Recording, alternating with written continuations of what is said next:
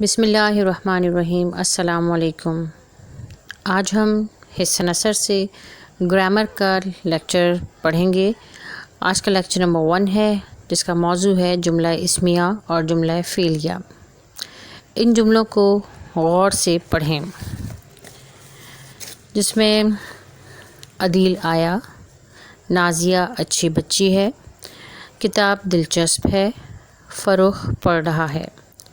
ان چاروں جملوں پر اگر ہم غور کریں تو ہم دیکھیں گے کہ جملہ نمبر 1 اور نمبر 4 میں کسی کام کے کرنے کے بارے میں بات کی جا رہی ہے، جبکہ جملہ نمبر 2 اور جملہ نمبر 3 میں کوئی فعل نہیں ہے بلکہ صرف خبر ہے۔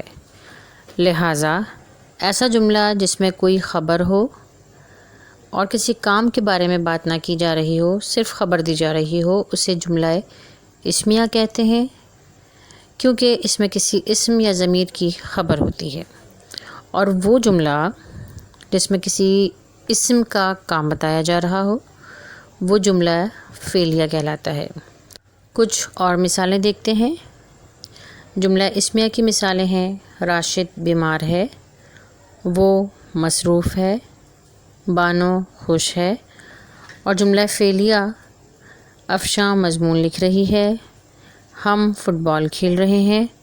اور نمبر 3 علی کھانا کھا رہا ہے۔ امید ہے کہ آپ کو لیکچر سمجھ آ گیا ہوگا۔ اگلے لیکچر تک کے لیے اللہ حافظ۔